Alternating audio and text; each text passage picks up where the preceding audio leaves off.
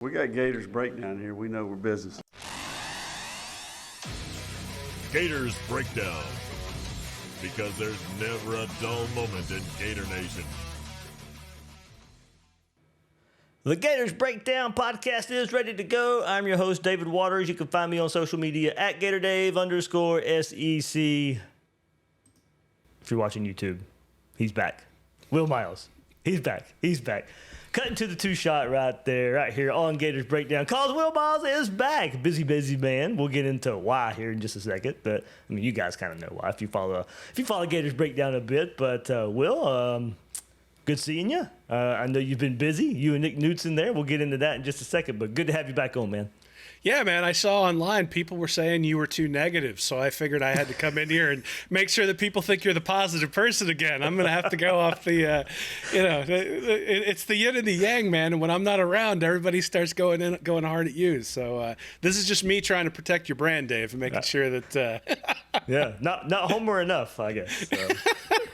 So, I love it. Never a dull moment, even in the podcast world. True. I thought I've been pretty positive this offseason. So. I mean, what's there to be negative about this year? Like, I mean, there's some areas for concern, certainly, but I mean, you know, people are picking Florida in the top 10, the top 15. Yeah. Is it time for a playoff run? Like, this is the good time to be a Gator fan, man. Yeah, exactly. We'll get into all that. That's kind of the episode here. I asked Gators Breakdown Plus members to send some questions. I've been teasing those for a couple of weeks, and we're going to get into it right here on this episode of Gators Breakdown. The main focus, Florida's path to playoff glory, you know, and kind of we'll get into what it takes for Florida to be a real championship contender from my angle, from Will's angle, and all that good stuff there. So it should be a fun episode of Gators Breakdown back here with Will Miles. This would be about the time of year where we get back together on more on a continual basis. So good stuff there, you know, coming up here on Gators Breakdown. But Will, man, what have you, besides what we're going to get into and tease a little bit, what else have you been doing while people haven't been hearing the angelic tones of Will Miles? Well, I have 4 kids, age ranges from 4 to 16. So I've got one who's learning how to drive, and then I've got 3 who are playing baseball, 2 of whom are in travel baseball. So it's been, we've been a little bit busy. Especially on the weekends. But, you know, it's one of those things where, like, one of my kids just sort of graduated out of, like, his Little League experience after last year. It's a little bit sad. So I got another one coming right in. So, you know, it never stops at the Miles household, dude. There are a lot of mouths to feed and a lot of activities to go to. So it's family time in the summer here. Yeah, for sure. We were a few minutes late. Look, guys, this is kind of the first time. Look, Will and I have talked behind the scenes a little bit too. It's the first time we've seen each other face to face. So yeah, we were like a few minutes late. And people in the comments did not let us forget, Will. Casual Carolina fishing. Will can't find his mic because it's been so long. So there we go. He's not too wrong. I was sitting here goofing around with the light because I looked like a ghoul because I had the settings. I told you I came downstairs and there was just a slushie sitting on top of my computer because my kid had been down here earlier in the week. And it's like, oh, that's great. I hope the computer works. That'd be awesome if my whole system just shut down. But it's good to be back, Dave. Good to be back. And Harrison Sanchez comes in, says, from Will's point of view, wait, how do I start my sentences again? Dave, like, well, you know, here's the thing. That's kind of my thing. There. Hey, they know us too well. Hey, it's chemistry, Dave. It's chemistry. We're not. It's like riding a bike, buddy. Hopefully people enjoy the banter back and forth. And like I said, we get to be positive this year. I'm excited about it. Yeah. We won't spend too much time on it. Maybe toward the end we will. But there's a lot of boogie comments there, you know, new transfer for the Gators to the basketball portal there. So, man. Yeah, I don't even know if we've been on the podcast since Florida won the national title. Of course, I talked a little bit of basketball, but. I mean, so it's weird. So I grew up in Indiana, and so Indiana is my basketball team. And Florida, obviously, my alma mater, and I really care what the Gators do. But it's weird when you grow up when you're like 2 years old and your dad's got you in IU stuff and those sorts of things. So, and IU's terrible in football, so there was no danger of me following them in football. So anyway, it's I've got weird sports allegiances because all the places I've lived. So it's it's good to be a Gator. I'll tell you what, man. It's the I mean, look, I think Golden has kind of set an expectation for what you can do and how you can turn a program around. And so, all the folks who are going to wait and say, well, just give Billy Napier his 15th season, they're going to have to explain why that happens in basketball if things end up getting to that point. So, look, hopefully we don't have to say that. Hopefully after year 4, Billy Napier, we're saying back-to-back national champions, just like we were back in 2007 and 2008. But, certainly good for Florida, good for the overall program. And now let's go win one in football, because that's what we all care about. For sure. I mean, I'm enjoying the basketball. So, like you said, let's get back to how we had it at one time. Now, don't get me wrong. That is hard to replicate because nobody's ever done it before. Nobody's done it since. So, but it is fun following that basketball team, and as you said, we'll kind of turn around and put the expectation. Look, that expectation, whether Florida won the national championship in basketball or not, and doing what they've done in the transfer portal the last month or so, the expectation is going to be on Florida's football team anyway. So put it this way: if Florida won the national championship in football and went 0-30 in basketball, most Florida fans would be happy. If Florida goes 4-8 this year on the football field and they win the national championship in basketball, Scott Strickland's going to be under some significant fire. So there's a difference, right? It's football school, definitely. And granted, Golden and Billy Donovan have made a run to make it not just a football school, and that's awesome, right? Because it's good to see good to see my alma mater and a school you follow obviously very closely being really, really good. But look, man, it's football. It drives the needle. It drives the revenue. It drives the interest. And quite honestly, it drives the pride when it comes to that sort of stuff, too. Like, I'm glad that Florida was able to beat Alabama in basketball. I want Florida to beat Alabama in football.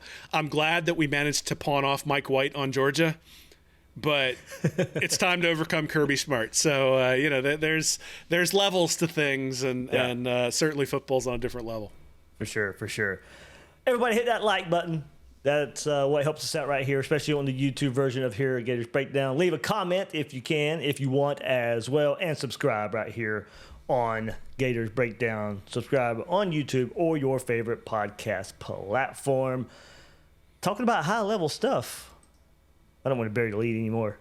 Will, you got to take it away, my friend, because I have had people ask me, it was even in the Gators Breakdown Plus Discord today, hey, when is Will putting out the preseason magazine? And I said, well, you know what? You got to watch Gators Breakdown tonight. So there we are. We've had this plan. We've had to shuffle around a little bit. Transfer portal screwing with everybody. So some timelines there. But here we are, the announcement of the 2025 Read Reaction Florida Preview Magazine. The 2025 Florida Preview Magazine, brought to you by Read and Reaction. If you're looking at the graphic on YouTube, you can see quarterback, check mark. Returning defensive lineman, check mark. Playoff run, hey, it's loading up, man. And so that's really what we're focused in on, is what's it going to take Billy Napier to climb that mountain and get Florida into not just the playoff space, but getting into the playoff. And we got a lot of stuff in here looking at recruiting maps and where the players are coming from different programs within the SEC. We've got stuff looking at the transfer portal, big look at the transfer portal, and a lot of stuff talking about DJ Lagway, obviously, and is he already the best quarterback in the SEC?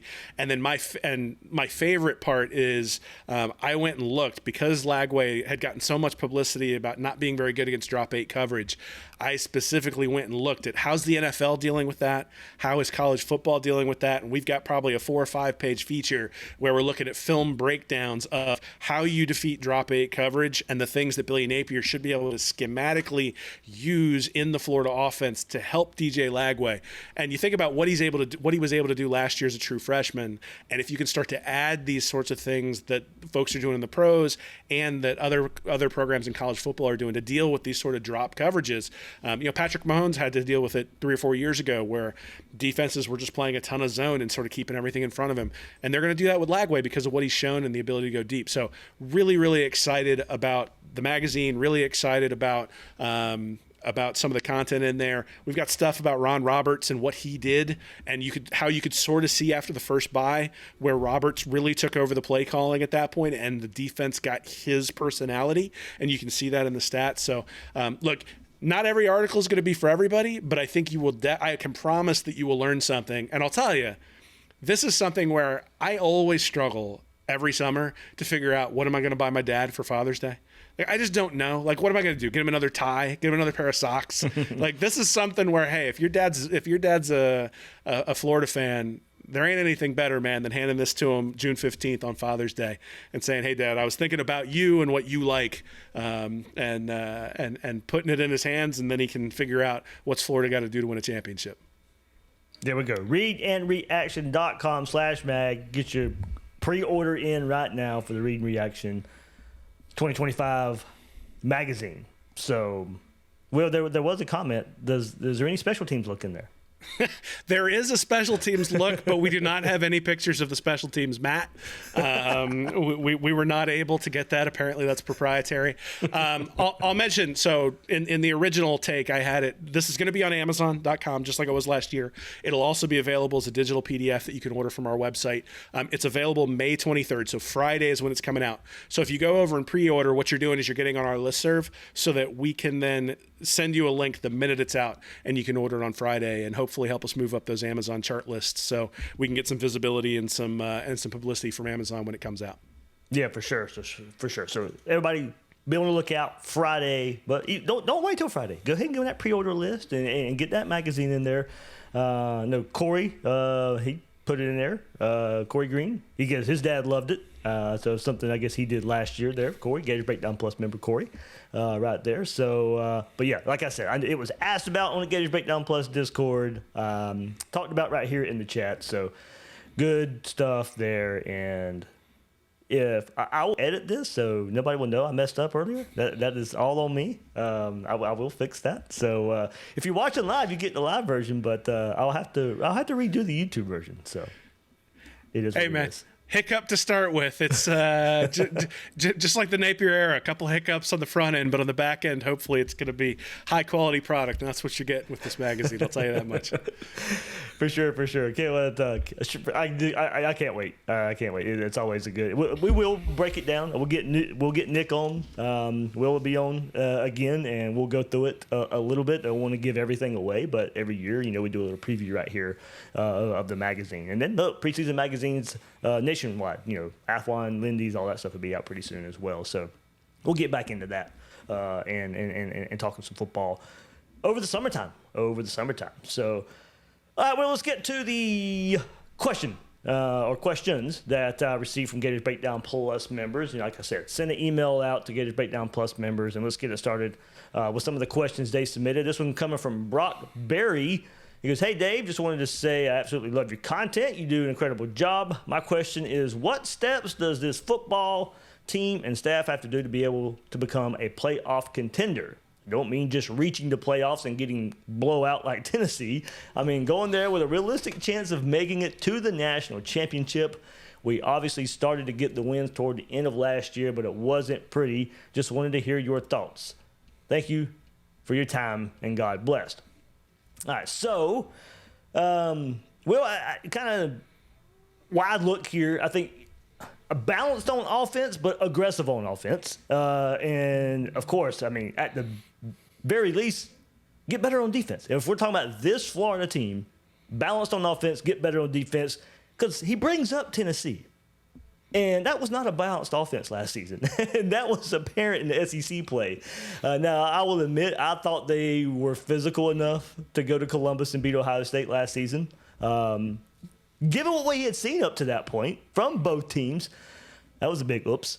Tennessee going in Columbus and taking their shirts off in warm-ups and trying to look all tough in Columbus, only to get their brains beat in by the eventual national champions Ohio State. But looking back at it, should not have trusted Nico that much, given what we had also seen up to that point from there. So I just thought Tennessee had a chance to out-physical the Buckeyes. That did not happen. So while I say balanced on offense, I say that in a way where you really have no idea who you're going to play, where you're going to play, if you get to the college football playoff like Tennessee. Like, you don't want to have to go to Columbus, Ohio in late December First, because Ohio State is, they have enough talent for a run, and it's just cold. So, and to keep it going, be balanced enough to win the game no matter how it needs to be played. Like, if you need to pass to win, be able to pass to win. If you need to control the game on the ground, be able to do so. If it needs to be balanced, be able to do that and go win a game. So, and also, since Tennessee was brought up, be good enough to make the college football playoff and at least host a game. Don't have to go on the road. But to get to that point, then we need to see more success during the season. And I go back, being a balanced offense and maybe slightly leaning towards good quarterback plays. That can be the ultimate factor. And Florida's defense has to take that next step and use that late season stretch as a preview of what is to come and build on it. And look, I think it would also take a more aggressive approach from Billy Napier and the staff. Just mentioned the defense having to build on last year. And I think that means, developing away from a bend don't break defense. It worked toward the ends of last season, but I don't know how sustainable that is for a full season. And while there might be a place for it in certain games, there's going to be, have to be games where they just smother the other opponent. Now, on the other end of this, we have discussed a lot this offseason getting more aggressive on offense with the weapons. But that's tricky. Florida has a really good run game to lean on. But with the options that, potentially wide receiver, pair that with Lagway's deep shot accuracy, there's a likely shot of opening up the offense a little bit more. And there's already Napier being aggressive in those downfield, first down, play action, deep shots. So can we see more of those? Do we see more of an open attack in general? I think the play calling itself will only open up a little bit more and stay pretty close to a balanced attack. But within that offense, within the offense Billy Napier calls, he needs to take advantage of the weapons and open it up. So I think aggressive on both sides of the ball. And when I say balance, probably close to 50-50, but when you are dropping back to pass, have it be a more aggressive passing attack. Because Florida's got a really good group of offensive linemen, a really good group of running backs. You don't want to go 70-30. I don't think. Now, maybe it may can work, and there might be certain games where you have to. But I think, when you want to make a run in today's college football, I do think you have to be pretty balanced. And with what Florida has, at least for their team, I do think they need to be pretty balanced. Yeah, so I think it used to be you couldn't even have a hiccup, right? And now you can have a hiccup. So Ohio State had a hiccup against Michigan last year. They lose their final game against their main rival and still end up winning the national title. And so to Oregon on the road before that. Yeah, and then came back and avenged that one certainly in the what was the Rose Bowl. So I think there's some markers that you can look at. And so of the top 10 defenses in points per game allowed last year, 7 of them made the playoffs. So I think that kind of tells you a marker for defenses that are out there. Ooh, I'm going to get there later too. Well, that one's in the magazine if you want to go look at that. But I think, so I think everybody's putting a lot on Lagway, and deservedly so. But the answer is recruit. Make the playoff and maybe make a run. You might be able to make a magical run because you've got an elite guy at quarterback. And if Lagway turns out to be who we think he can be and doesn't, I thought he was good, not just for a true freshman, but good last year. But if he turns into who we think he can be, which is like a Heisman Trophy level guy, then your defense doesn't have to necessarily be quite as good as some of those other folks are. Look, Will Howard was not what DJ Lagway can be. Mm-hmm. And so I don't know that he necessarily needs the exact amount of help. But long term, if you're looking to not be the Tennessees of the world and not get your brains beat in by a more physical team, there's a recruiting aspect to it. But you clearly have to sort of, or at least under Billy Napier, Florida is clearly going to have to build to that. We saw their recruiting class this year, I think, was 7th overall. Before that, the highest it was 10th and then 12th and 13th. So, that's been slowly eking its way up. But certainly the 5-star guys, I honestly think if you were to ask me the key overall to Florida's season, it's 2 players. It's Jordan Castell and it's Bryce Thornton. It's the safeties, because what you mentioned in terms of being bend but don't break, the reason they're bend but don't break is because they couldn't really trust their safeties. And it took them a long time. Asa Turner was out after 1 game, but DJ Douglas was in there for 3 or 4. It took them a long time to get to a place where they could trust the safeties. And even in that LSU game, they had 92 plays against them because they were just we'll give up the first down. We're not going to give up anything else. To be more multiple on defense is going to require safeties that you can trust. And the question is going to maybe in their junior seasons have Thornton and Castell gotten to a point where they'll be able to trust them? And if so, then I think that's what it probably takes for Florida to make a deep run in the playoff.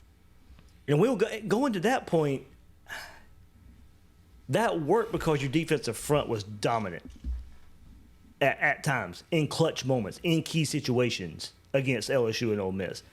Can you bank on being that clutch? Like if your secondary is not going to improve, so just say it's the same. You better hope you get that same production up front for those guys. Because if you don't, then some of those big plays that LSU missed on, some of those big plays Ole Miss missed on, they may be there. Sure, but I mean, I'll tell you, you look at the list of quarterbacks Florida's going to be playing this year, and it's not some like list of Heisman candidates coming down the pike, right? Yep. Like there might be some guys, and there will be some guys who take steps forward, right? Is Arch Manning going to end up being a Heisman contender? Maybe. He played really well last year. You know, is the guy at A&M, Marcel Reed, is he gonna take a step forward? Possibly. Lenore Sellers may take a step forward. So there's going to be some guys in the SEC who take steps forward. But the reality is I don't think Florida's going to face a lot of them. Like I'm not real worried about Austin Simmons and Ole Miss. I'm definitely not worried about Aguiar at Tennessee. Mm-hmm. I just, I'm not really all that scared about Gunnar Stockton at Georgia. There's other things about Georgia that concern me, but not Gunnar Stockton. And so Florida it's not set up in a way where Florida's going to face 5, 6, 7 good quarterbacks. And so to your point, Dave, I do think you can be bend but don't break in a lot of them. Mm-hmm. Because if you've got quarterbacks that that your opponent can't trust in big spots, think about Lagway last year, right? Like if the defense played zone, he struggled. And he struggled because you got to know where to go with the ball. You got to be decisive and you have to be accurate. And he wasn't all of those things last year on short and intermediate throws. You're going to have the same issue with some of these guys who don't have the talent to go deep like Lagway does. So Florida gets some wins last year because Lagway maybe goes, 4 for 9, but 3 of those are for 180 yards. And if you're facing a guy who just doesn't have that kind of skill and ability, then that bend but don't break can work. Now, look, I think when you face the Georgias of the world and when you face the Texases of the world, and when you're talking about competing with the elite of the elite, you can't play bend but don't break. You will get picked apart. But I think overall for the entire season, I'm not I think there is a path to the playoff without necessarily seeing some massive upgrade. But I mean, look, Banks and Sapp were 2 of the best players in the country last year. Second half of the year, Banks was one of the best players in the country. The entire year, Sapp was one of the best players in the country. And so those guys coming back is a big feather in the cap for Ron Roberts and Billy Napier to be able to continue to get havoc. And the other part of that I think has been sort of quiet in the framework of those guys coming back is we should have some expectations for LJ McCray. Yeah. Like, you need that guy to deliver. Like, it was always very clear that Florida needed their 5-star talent to deliver. And Miles Graham really started to deliver towards the end of last season. DJ Lagway obviously delivered towards the end of last season. And now you've got LJ McCray. Is he going to be able to deliver here in his sophomore season and deliver on that 5-star promise? Because if you have a guy like McCray, let's say McCray can put up 8 or 9 sacks this year, and then you combine him with Banks and Sapp, who do you double team? Yeah. And that's where the havoc comes from. If you can make the opposition pay for being in a one-on-one matchup and you don't have to blitz, then it doesn't matter what you play on the back end. So it's a little, Florida needs to see some guys step up front, but there is a path to see it. And so, that's one of the reasons why we're all so excited. Yeah, and that was kind of the theme of the question was, what would not beat Tennessee and get to the playoff. Not even get blown out in the playoff, but compete for a national championship. And as your point there, well, I do like that, and I agree with you. I think bend don't break has a place. We need Arizona State and Boise State in our bracket is what we need. I mean, look, I think it's a great question. But Tennessee also got a crappy draw, right? Yeah. Like if Ohio State beats Michigan, but did we really think that at the time? I mean, there was a lot of people picking Tennessee to win that game. Well, it turns out that apparently Michigan was cheating still. So, that's really the solution. The solution is to cheat. If we can figure out a way to get the opposition signals, then we'll be good. You know what? But I think what that probably did show us, though, and it's a dangerous word, potential. And we knew the potential of Ohio State. We knew it. And it took, a slap in the face by their biggest rival and a fight after the game and all that stuff to have a wake-up call and make them reach their potential. Now, if they play Michigan again in the playoffs, maybe Michigan wins. I don't know. Keep counting Michigan out. They find a way to beat Ohio State anyway. But, I mean, look, it was a team that got ticked off at the right moment. They questioned themselves. They went back to the drawing board, and they reached their potential. So I think when you talk about potential in this Florida team, I do think it's there with the potential to make a deep college football playoff run. Well, I mean, we've seen that before, right? Best program in Florida history lost to Ole Miss. Yeah. It's one of those things where sometimes you need to be able to circle the wagons. And honestly, the loss to Oregon last year for Ohio State was something that could be justifiable, right? A 1-point loss on the road. When we get them at home, it'd be different, all that sort of stuff, right? But you lose to a Michigan team who's really not very good when your offense just gets completely stymied. And, you had multiple opportunities to win that game and just weren't able to get the job done. Well, now people start questioning you in the same way that, when Tebow came out and gave his speech after the Ole Miss game, the reason that was powerful is because that loss was so unexpected, right? And from that point on, that Florida team was unbeatable. Yeah. I mean, it was like every game felt like it was 70-3. and I mean, it was like 45-0 at the half when they were playing everybody. Sometimes that's necessary. And so hopefully Florida doesn't have to get its butt kicked this year in order to get in gear. But I think, waking the sleeping giant happened to Ohio State last year. And in some ways, sort of the Tennessee loss this past year kind of felt like that a little bit, or maybe even the Texas loss kind of felt like that for Florida this year. Like those guys had to circle the wagons and had to find something deep because there wasn't anything going on the field during that Texas game, certainly, that would give you hope that things were going to turn around. And all of a sudden, they were able to turn it around. Part of that was DJ Lagway, certainly. Part of that was, I think, the defense getting better and better and better over time. And part of it is just, you got to have that internal fortitude. And so Napier has been talking about building that this entire time, right? Yep. Continuity, having his guys in there, guys, not bidding for recruits. He's going to bring in the guys that he thinks fit his program. And now it's time for the proof in the pudding and see whether they can get the job done. Yep. One more thought on this, and then we got a question about DJ Lagway that we can kind of tie into all this talk right here about college football playoff run. I want to zoom out too and just kind of team-wise here and kind of some similar topics here, but big picture areas of improvement. I think that can help Florida make this college football playoff run versus what we have seen. A better start to the season because that was awful last year, and kind of in that margin of losses, a blowout loss to Miami, a blowout loss to Texas A&M, that blowout loss to Texas. And, two of those were at the start of the season as well. So, granted, you don't have first game against Utah, first game against Miami, but you still got those two early season tests against LSU and Miami. And like I said, tying in those in with margin of losses. If there's big picture things as I look at that would be steps forward for this program, get off to a better start, and you cannot go out there and just get blown out again by Miami or another team of the like. The game in Jacksonville against Georgia needs to be a lot closer. Granted it was last year, as we saw Georgia kind of struggle their way to another SEC championship, but it was one of the better games Florida played against Georgia in recent memory. That's probably two big things I'm looking at. If this team's going to take steps, a better start to the season and close the margin of losses. You don't need 3 blowouts again this year and showing progress. Well, look, man, if we're coming on here after the game against the Sharks disappointed with how Florida played to open the season, it's going to be a very long season. But, yeah, I mean, you're right? I mean, 2 years ago they got blown out by Utah. Not blown out, but it was not close. Right? Florida had no shot to win that game, including after the opening snap went for a touchdown. And then last year against Miami, it was just a debacle, and then they followed that up with the Texas A&M loss. So, yes, getting things going, not even look, I mean, there might be an early season loss here. It's not like Florida's got an easy schedule to open things up after the first 2, but to not be embarrassed would be would go a long way, obviously. And then look, I mean, last year they gave up 15 points per game in their wins. They gave up 36 in their losses. And so that Jekyll and Hyde defense that they had last year is and we can talk about Aiden Warner and the Texas game and the turnovers and all that sort of stuff, but the defense was putrid. And Aiden Warner doesn't play defense. So, granted, Texas a very good team, but we saw what happened to that Florida defense against a very good team. Guys out of position, not trusting each other. The bend but don't break doesn't work when the offense has the ability to break you.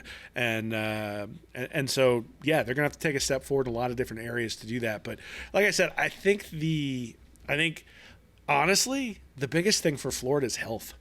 Like, because you think about it, like, if Banks goes down, who steps in? Yep. If Sapp goes down, who steps in? That's the thing, is that and honestly is probably the biggest thing when it comes to the recruiting. The thing that I'm always talking about is like stacking guys.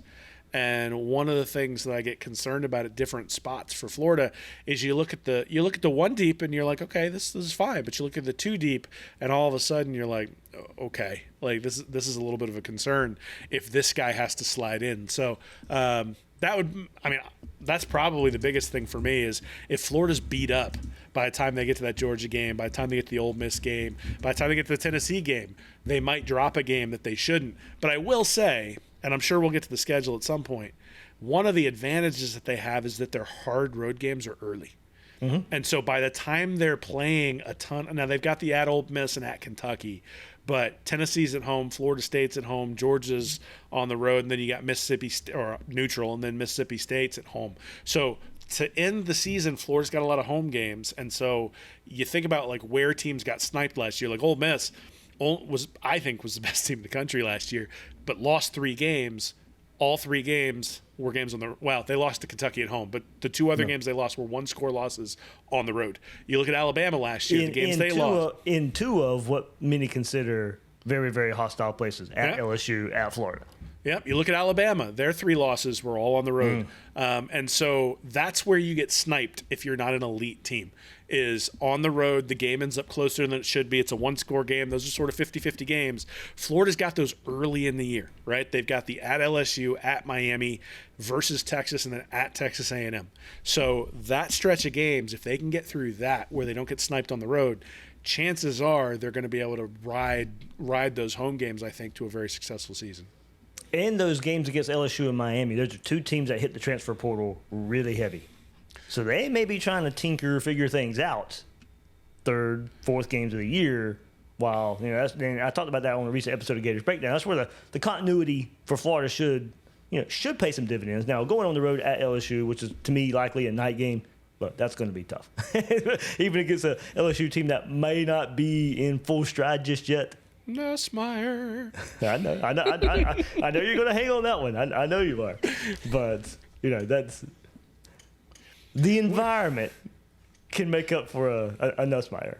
Put it this way: every year we do win, loss, or toss for the magazine, where we pick wins, we pick losses, we pick toss-ups.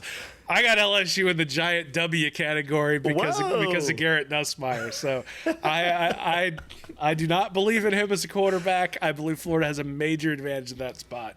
And nailed the LSU quarterback in one, Joe Burrow. So I'm hoping you're nailing this one again. Well, my favorite part was ESPN had an article this week that showed Jaden Daniels' stats for his junior year and then Nussmeier's stats for his junior year, and they were reasonably close, right?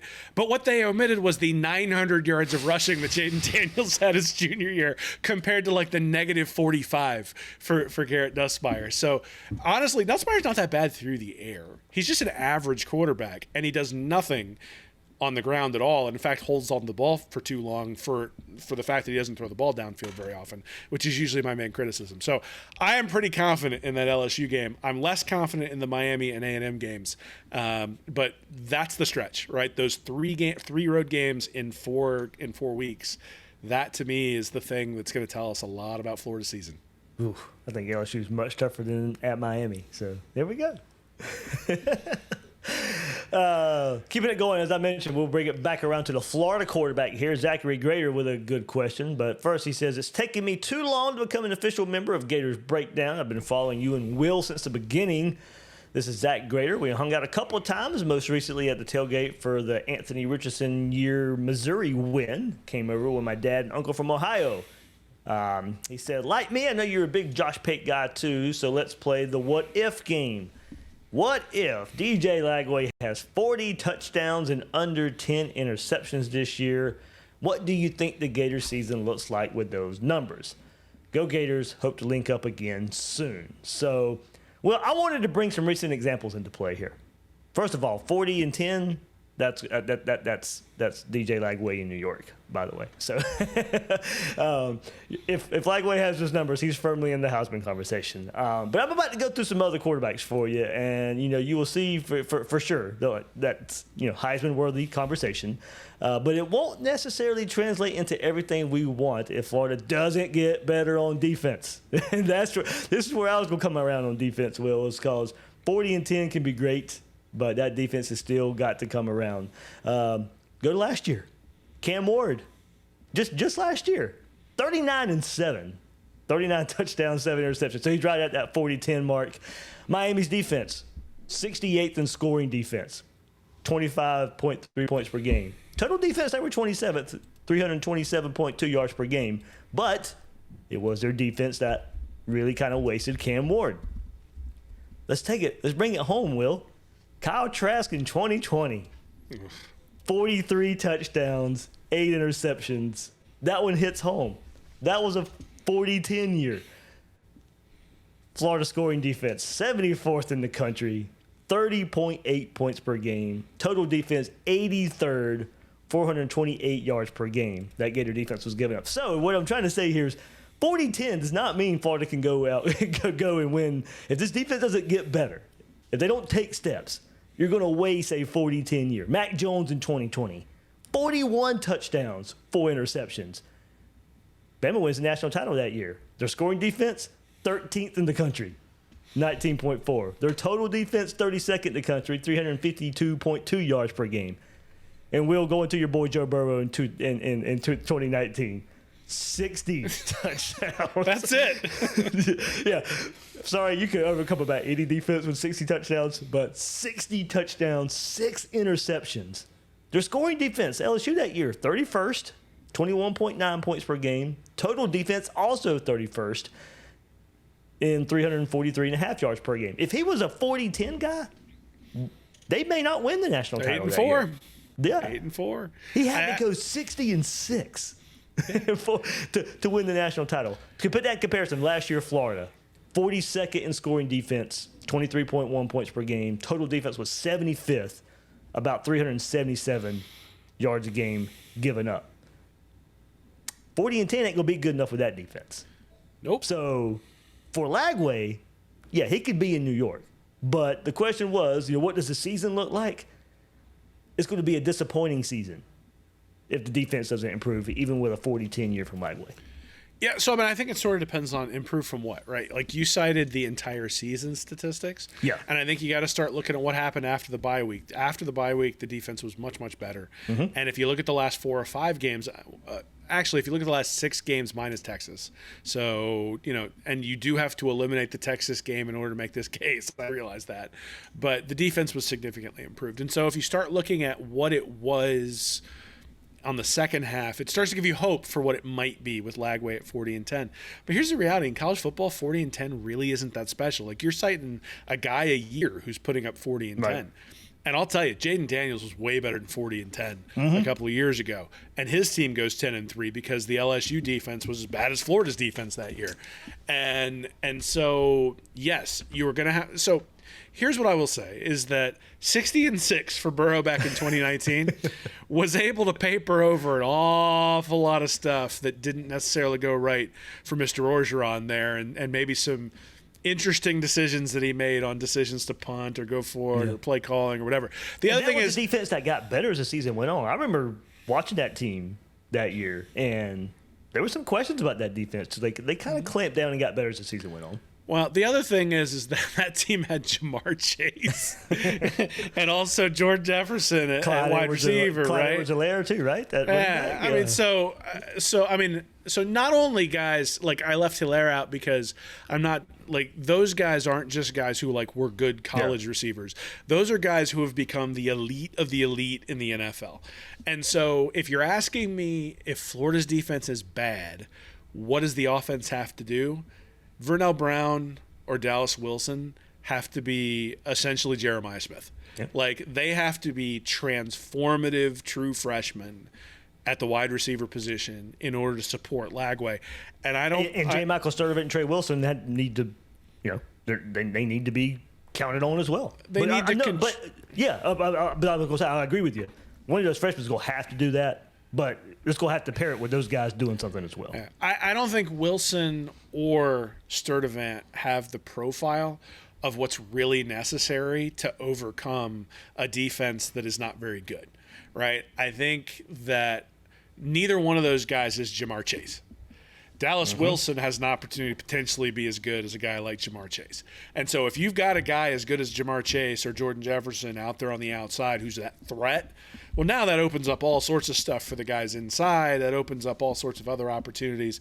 The tight ends, you send Hayden Hansen streaking down the center of the field. Nobody pays any attention to him because they're paying too much attention to the guys on the outside. So there's stuff they can do on the offensive side of the ball to potentially get there. But if that happens, if Dallas Wilson ends up like one of the best players in the country, Lagway's going 55-9, right? It's like, and that's what's going to take. 40-10 with this defense the way it's been isn't going to be enough.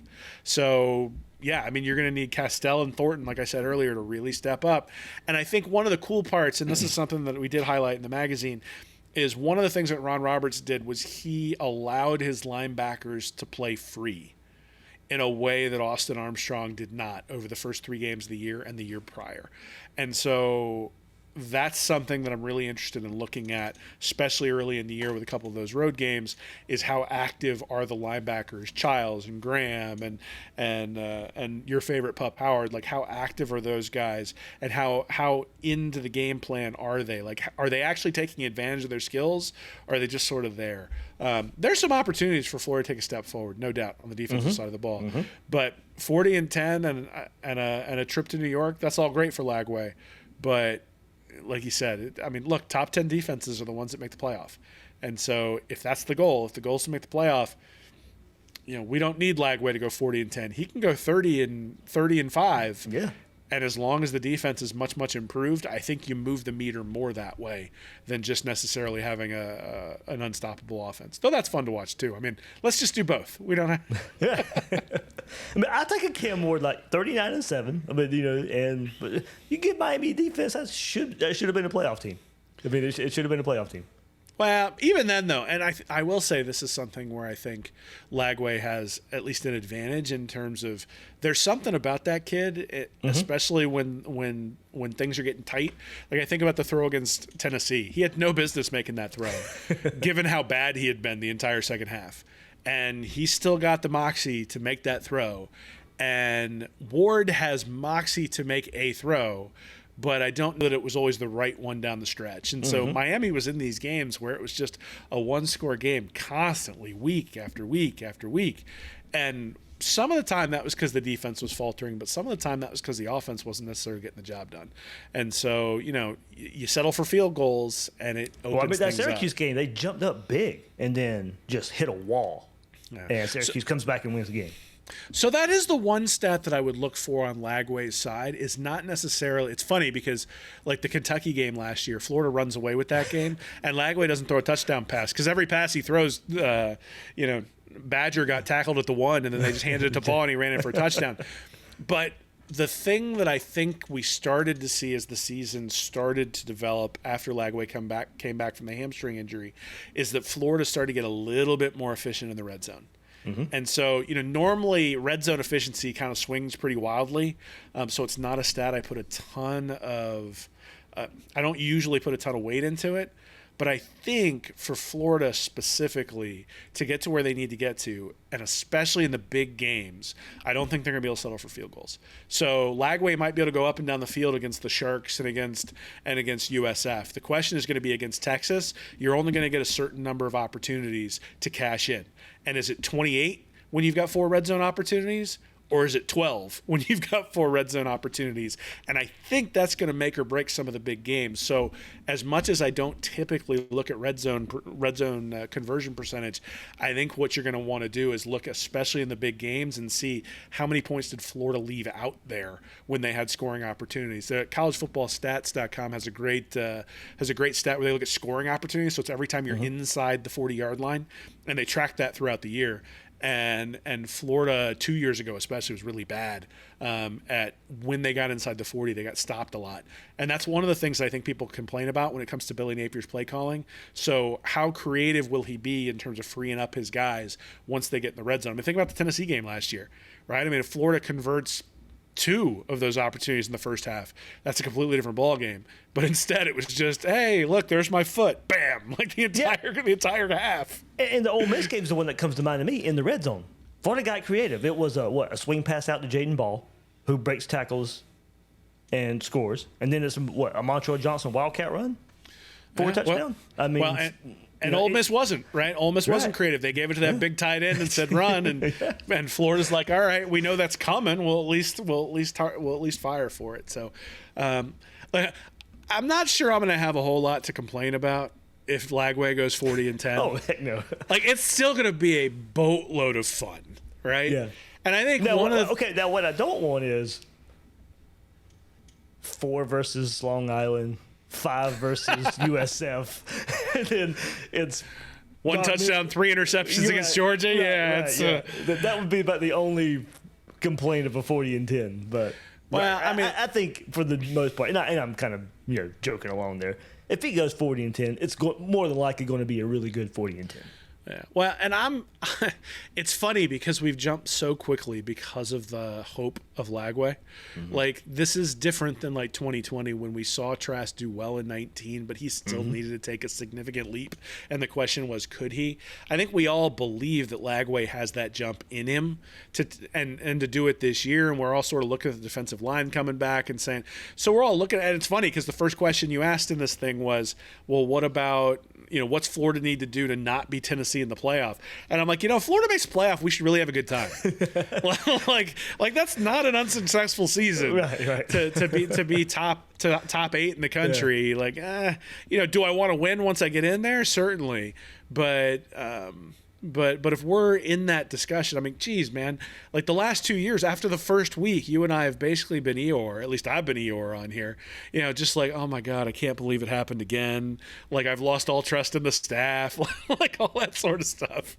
And, they righted the ship the last 4 games last year and now have an opportunity to write a completely different story. So, irrespective, there will be some roller coasters this year, right? Like, that's one of the beauties of the playoff system. It's the one thing I like about the playoff system is that you can have a hiccup and still get to where you want to go. It's also one of the things I hate about the playoff system in that it does decrease the criticality of the different games. Like, I think it's a catastrophe that Ohio State won the national championship and lost to their main rival in the last game of the regular season. But I think you lost something when you did that, right? But we've gained a lot of hope on our side. So. Yeah. On the Gators side of things, I'll overlook 1996 and losing the last game to our biggest rival. I know what you're talking about. But no, at least we got to avenge it against them. There you go. That's the difference. That is the difference. Yeah. So really, what we should have. And it was only 1 loss. That was Ohio State's second loss, and they didn't get a chance to avenge it. But still, I mean, that's. We got to. Sorry about your luck. We did. So we should have made Ohio State play Michigan again. Yes. After they won the championship, like, you have to go avenge it. Like, that would be great. Make them go to Ann Arbor and play the game with the trophy. That's why people say in college football or sports like that, you're not really a defending national champion because you don't defend the 2024 crown. That's yours. You don't give it up. You're not defending your title like a boxing match. I mean, you can, so flags fly forever, man. Yeah, like, exactly. Like, just because Ohio State could lose the very first game to Texas this year, they're still 2024 champions. So you're not taking that away from them. Well, Michigan ain't giving theirs back, even though half their staff's been suspended for all the shenanigans that were going on. That's what I've always said. People say, you don't care if your team cheats. No, they're not taking my T-shirt I wouldn't bought for $25 away from me. I'm still wearing it. You know what's more important, Dave, is they're not taking the experience that you had with your father or your brother or your friends away, right? Yep. And it's funny because I actually didn't give the basketball championship the shine that I should have earlier in the episode because I did I got invited. Eric Fawcett had me on to their podcast Yeah, I after the jumped game. on too that night. Yeah. And I jumped on because it's like, hell yeah, I'm 2 beers in. Let's talk about basketball.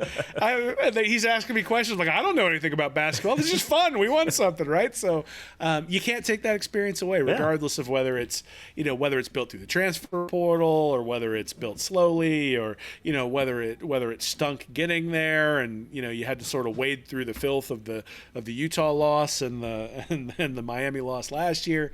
Look, if Florida gets to that place, it's really rewarding because of everything that they've gone through. And look, if Florida wins the national championship but loses to Georgia, I know that loss to Georgia will sort of stick in your craw. But you and I are still going to be celebrating. Like, exactly. We're not going to be sitting there going, well, I guess they lost to Georgia, so it doesn't count. Like, that's not the way it works. So yeah. Every time a Georgia fan would post a score, I would just post a trophy. That's just how it would work. Hey, well, last quick question. I don't want to spend too much time on this, but you and I, we didn't get together much over spring portal time, and I know the magazine, and I didn't throw this question at you just because I wasn't sure we were going to get to it or not, but it kind of be a raw reaction. Do you think Billy did enough in the transfer portal going into his 4th year? That was another question. I say yes, and I say it in a way where I don't think if Florida doesn't achieve what we wanted to achieve this year, I'm not going to blame it on they didn't attack the transfer portal hard enough. Like, I don't think that's what's going to hold Florida back this year. Now, could it have made a difference? Sure. But I'm looking at this team right now and say, no, they wouldn't have done enough in the transfer portal, I think, that's going to make that huge of a difference. And I don't think they missed out on some people who would have made, a game difference, a 2-game difference. And the roster, we already know how they chose to attack it and how they chose to retain so many players. They would have had to let some more players go if they wanted to bring more players in. But I'm going to say, yeah, I think they did enough, and I'm saying that in a way where I don't think it's really going to change the end result for Florida. I mean, so I think it – so one of the stats I love in baseball is wins above replacement. Anybody who's watched Moneyball understands that Oakland lost a bunch of really high-priced players and then replaced them with cheaper players who were able to sort of in composite make up for those more expensive players' performances. And to me, that's what the transfer portal is about. The transfer portal is about essentially getting replacement level play at different positions. And so I think there are some spots on the second team, particularly on defense, where I worry about Florida's ability to provide replacement level play if somebody goes down. And so that's the question to me is when you look at a team like Georgia, they can probably sustain 5-6 injuries on the defensive side of the ball and still be relatively confident that they're going to get at least replacement level play while those guys make their way back. The concern that, especially at the safety position for Florida last year, they were below replacement even with their starters. And so once the backups came in, it's like, oh man, like how bad is it going to be? So there aren't really any spots on the starters where I just look at it and go, that's a giant weakness. It's not until you get to the second set of guys where, again, Dallas Wilson on offense is going to have to be good, or Vernell Brown is going to have to be good to sort of fill out that spot if there's a significant injury. Or if you look at offensive line, left guard, you're probably looking at a guy who hasn't played very much. A guy like Jason Zandamela may end up having to come in and play at left guard if they have an injury there, though the offensive line, you do a little bit of shifting and those sorts of things.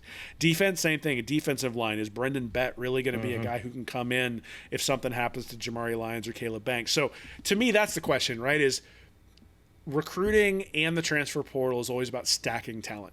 And one of the reasons why Florida's defense was actually able to sustain all the injuries on the back end that it did last year is because not only did they bring in Asa Turner and DJ Douglas through the transfer portal, but they also brought in Triquez Bridges. And it turns out the guy that we sort of overlooked all off season long became a linchpin to that Florida defense, first at safety and then at corner. Funny how that works. All spring, all fall camp, DJ Douglas and Asa Turner. DJ Douglas and Asa Turner. And it didn't turn out that way. And Restrepo killed Turner, and Douglas was just hideous. And all of a sudden, you've got Castell and Thornton out there again, along with Bridges shifting to corner as Jason Marshall went down and Devin Moore went down, and that sort of stuff. So I think there's That's my concern, right? My concern in the portal is not that they didn't get some elite guy who's going to change things. Yeah. They've got the elite guy, right? Like, the thing is, most programs are, like, if you look at Miami, like, they're bringing in Carson Beck hoping to recreate what they got with Cam Ward. If you look at a team like UCLA, they're bringing in Nico at half price, but they're bringing in Nico hoping to get sort of his 5-star ability. And then you've got Aguiar going to Tennessee, and they're hoping to catch lightning in a bottle at that position as well. And you sort of think about the way college football works. A lot of programs are searching for that guy at quarterback. Florida's got him. So now the question is, how do you surround that guy with the appropriate level of talent? And Billy Napier and his staff definitely decided to go high school when it came to surrounding Lagway with elite talent. And then on the defensive side of the ball, that's where I start to get a little bit concerned, just in terms of if there's an injury, do they have the depth? But again, I think that's a question of replacement level, right? Like, you know, we talk about PFF rankings and those sorts of things, and they're not perfect, but I think they're a really good sort of stand-in for, was this person, like, typically 63 or 64 is like average for a PFF ranking. So if you look at that and say, okay, you know, where was Tyreek Sapp? Well, he was at 90.4, so way above average. You look at Caleb Banks, he was 73, way above average. You look at Jamari Lyons, 64.9, so just slight replacement level, right? You're not going to have a star at every place, but the question is, was he a sieve? And then if you look at the jack for George Gums, he was 62.2, so a little bit below average. So that's why I say a guy like LJ McCray, if he can step in and be a real force, like Gums was solid. The question is, can you put a game changer in that spot? A guy like McCray has a profile to do that. They haven't brought anybody in the transfer portal who really profiles to be able to be that kind of difference maker. There we go. Yeah, we haven't gotten together really with transfer portal, so I wanted to get your thoughts there. Good stuff, Will. Was that an issue for the magazine? I mean, it was a little bit of one. There are probably some names in there where people are going to be like, oh, missed that one. Yeah. You know, so we were going, because we send it off to the editors in early April. So we have people reading through it and making sure that we don't have typos and those sorts of things, or at least trying to prevent them. I'm sure there's a few. But, yeah, it's an issue, man. Like, I told Nick about halfway through April, I was like, God, thank God we didn't do a Tennessee magazine. Like, with Nico going to UCLA, bringing in Aguiar, like, it's like, that thing would have been delayed till July. What a mess that was. So, yeah, I mean, the transfer portal brings an avenue. So I'm not going to step on the article, but we have an entire article in the magazine talking about so the transfer portal has changed, and if you look 4 to 5 years ago about what it was about versus what it's about now over the last couple of years, it's only a couple of years worth of data, but I think you can start to see what you can expect when you bring in somebody from the transfer portal. And I actually think that ends up being one of the critical things is that the portal itself is not, except in very special circumstances, essentially quarterback, is not the difference maker. It's the question of, can you raise the level of play at a particular position such that it's not a giant weakness? And so one of the things that I think, the question you asked about, has Florida added enough in the transfer portal, is sort of tied to that. Like, where's the giant weakness? And I don't see this just like gaping weakness on Florida's team. It's a question of, do they have enough elite strengths to be able to sort of to pull out some of those close games and get to where they need to go. So, yeah, it's definitely, because how many teams can you go out there and say, well, if this guy gets hurt, that guy gets hurt, we're in trouble? You could probably say that for 95% of the teams out there. Sure. Well, but that's why Georgia and Alabama and Ohio State win half the national championships, right? Is those are the teams that can sustain it. And look, I think. But even Kirby's saying, look, my depth ain't what it used to be. Well, good. Yeah, right. I mean, it's just it's like, that's not to excuse anything. Don't get me wrong. I'm not trying to say that, but it is a point where their floors are different now. I really don't feel sorry for Kirby. No. So, too bad. Things have leveled out. Good. You can't just roll the ball out there with the mailman and have him light people up anymore. That's you can't go have shame. 17, 20 guys get drafted and just throw in the next guy and nothing changes. I mean, well, granted, they still won the SEC last year. They weren't the same team. They were 15th in rushing the ball last year. They had offensive line issues. They couldn't catch a ball. still, I mean, kind of going to that point, they were still able to overcome those things, beat Texas twice, and win the SEC championship game. But it still wasn't the same Georgia. That defense, the calling card for Kirby Smart wasn't the same level of defense. They took a step back on offense. That's why they weren't winning the national championship. Yeah, well, music Bill to my Sykes ears, buddy. Bill Sykes just said "yo" in the chat. Hey, we got one of the OGs in here. That's the way to go, man.